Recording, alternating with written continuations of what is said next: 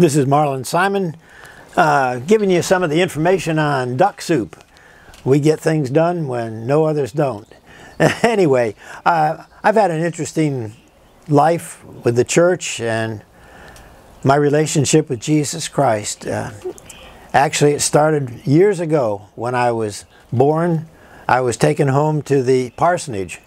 I didn't know it at the time, obviously, but my first weeks or months, I grew up in the parsonage, and as I grew up in Buffalo, New York, actually in North Evans, which is just south of Buffalo, we were in a very little community down there, and in the Congregational church. You only had a Congregational church and a Catholic church in the little town, and I always saw my dad in the pulpit.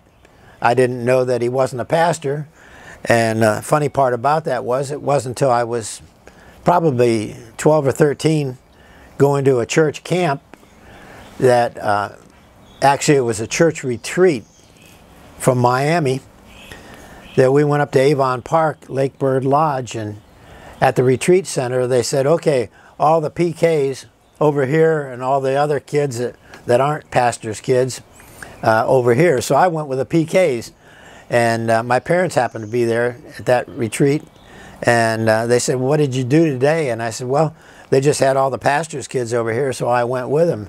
And my dad went, what? And I said, well, Pop, you were always in the pulpit. And I didn't know any different. And he said, no, I wasn't a pastor. I was just one of the laymen in the church, but always very involved. But our family always was involved with the Congregational church to begin with as a kid. And then when we moved to Miami, actually we were not in churches in Atlanta for the short period of time we were there. And in California, we did go to some of the churches out there, but we never found one that we were planted at. And my dad was not home most of the time, and Mom wasn't out there necessarily looking for a place for us. But when we moved to Miami, the very first thing we did was ended up in the Congregational church, Plymouth Congregational in Coconut Grove, which was a very large church. We had about 1,500, 1,600 members of that church.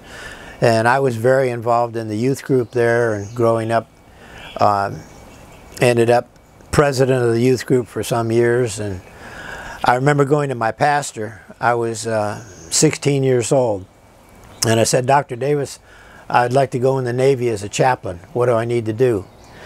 And he said, oh, that's great.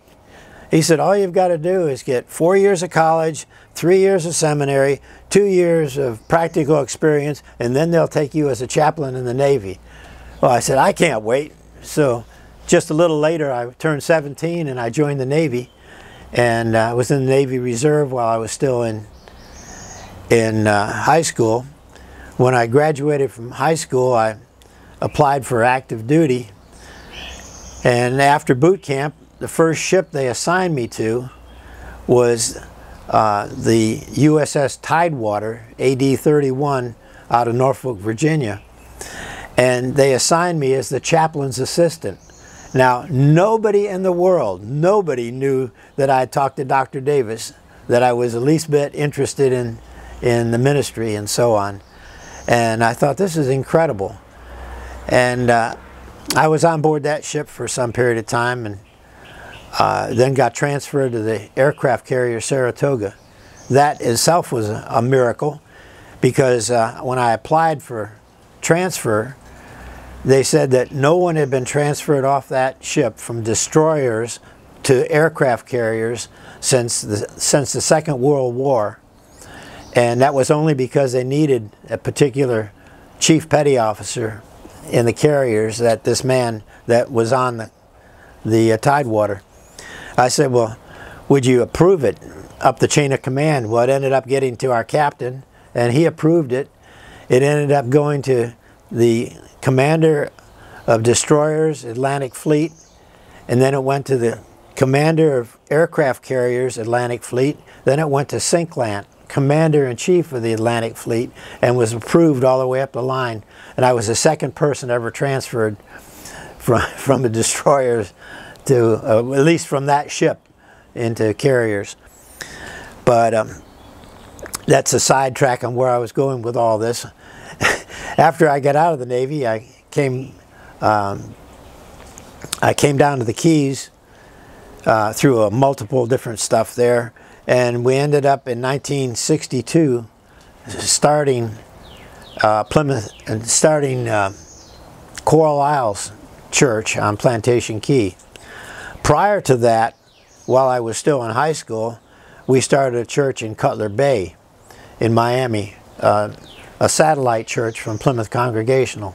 So I was part of the family that we helped start that church, and then down here 25 of us started Coral Isles Church. Long story short, with a bunch of other stuff and different churches, in 1987 we started Spirit and Truth Ministries. And actually we didn't start it. I had married Marion in 1978, and before we got married, we both talked about being missionaries and doing missions work, loving the Lord. I'd gone through a whole bunch of experience there. Is another story, but it was in both of our hearts to be doing God's work. And a group of people came from Tulsa, Oklahoma, and the Lord told them to start a ministry training center. And I was one of the first 28 people that went to Love of God Ministries Training Center in Homestead. And after I graduated there, I graduated with a license to do ministry, but not ordained into ministry. And two pastors came down from Miami and said, we're going to start a full gospel church in the Keys. And I said, fantastic, that's great. And they said, what's more, we believe you're called to be the pastor. I went, I don't know anything. How can I do that? And they said, we'll help you get started. We'll help your books. We'll do everything.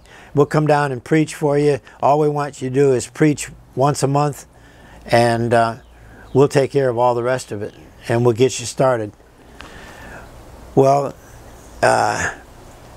there's a whole bunch of stuff that went on there. The first pastor ended up taking off with his choir director, and I immediately got another pastor to watch over me. 6 months later, he ended up taking off with his choir director, and I tried to shield the church down here from all that was going on with it, because it was a messy kind of deal. And I saw how Satan gets in there to kill, steal, and destroy, and to mess up people's lives. But it threw me into an area of ministry that I could only rely on God. And I prayed everything through. How do I do it? What do I do? I need your help.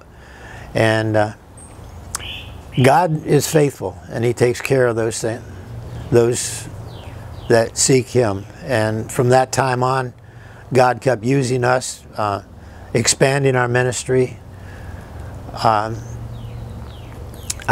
pastor now is Jim Croft from Gold Coast Cathedral in Boca Raton. And Jim taught us a whole bunch on spiritual warfare, and he wrote books on it. Our church has been involved in every kind of aspect of ministry. Thankfully, I never went to the seminary, but it's a whole world of difference for those that are going to the colleges and seminaries now, and what they're learning and how they're getting so far away from the biblical source and sense of what we need to be and doing. It's been an exciting trip. We've been in missions trips literally all around the world. God has taken us through most all the Central American countries and many South American countries. We've been to Fiji a couple times, New Zealand. God has kept us busy, excited. We've had a lot of exciting experiences and seen people's lives changed and healed, many miracles that have gone on. I personally is one of those miracles. We had a Bible study before we started the church, it was interesting that I brought a couple of men down from Miami that were teaching on the gifts of the Spirit and the full gospel understanding. And they were teaching, we had about 30 people or so there, and they were teaching on the full gospel and what God can do and how He does it. And they said, can we pray for your people? And I said, absolutely. And they started praying for different people. And one of the pastors said, God has given me a word that there's somebody here that has a back problem. And I had a back problem for some years because I had picked up about a 500-pound log that I was going to carve, and I put it in my trailer, my whole vertebral column, and I couldn't walk straight, and that they put me in the hospital, and they wanted to put me in traction for 7 months. And I said, no way. So for 16 years, I had incredible pain, sometimes debilitating, where I couldn't move or anything. I could shuffle to where I could fall into a bed or something like that, and then relax my muscles and then get back up. But I was constantly in pain. I knew every place I could hang on a tree so I could stretch myself out. I have people in our church right now that used to lay me down on the floor. They would pull my legs, and other people would pull my arms and try to stretch me out just to take the excruciating pain away. And anyway, these two pastors were praying, and this one said, somebody here has got back problems. Well, two other men got up and said, I've got a back problem. And of course I had a back problem. And I waited till they got prayed for, and then they started praying for me. And this one pastor had his hands laid on me, and he was praying for me. He just stopped everything. And he said, the Lord is telling me to throw you down on the floor 3 times and you'll be healed. And now you can't imagine, well, you can try to imagine, every time I was compressed, my back would go into excruciating pain. Everything would tighten up. And I thought for just a moment, I said, but if God is saying to do that, I trust God. So he grabbed me around the waist, and he picked me up off the floor, threw me down. And the 3rd time he threw me down, I knew I was healed. I mean, everything changed.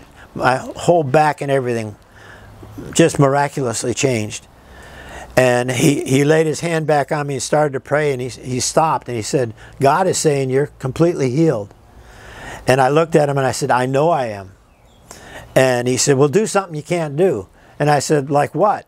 And he said, well, touch your toes. I looked at him and laughed. I said, touch my toes. I can't touch my knees. And I bent over for the first time in 16 years and actually touched my toes. And I knew I was healed. It was the most incredible experience. Until you've experienced something supernatural like that, you can't imagine. For the 16 years that I'd been in that pain and always hurt. I go to bed hurting, I wake up hurting, but then I would get in times where the excruciating pain was I just needed some relief, and I'd find some place to hang, and I'd hang as long as I could. They put me on racks, and they would rotate me upside down, all kind of these fancy things. And anyway, he said, do something you can't do. I touched my toes, and wow. So the next day, I'm not hurting or anything. So I pick up a shovel and move it, no problem. I picked up a sledgehammer, and no problem. And for about 2 weeks, I wasn't denying the fact at all. I was just tiptoeing into it. And by the end of 2 weeks, there wasn't anything I couldn't do anymore. I could lift anything, I could move anything, I could beat on anything. I was doing a lot with a sledgehammer and chainsaw, that type of stuff. Because I'd never quit working, but I could work through the pain. I just work with the pain. But that would be about 36 years ago that God healed me. I'm still healed. I am healed. God took away. And until you've experienced the supernatural work of God, it is amazing. Anyway, signing off for the moment right now, but I have other church stories that need to go with it. God bless you.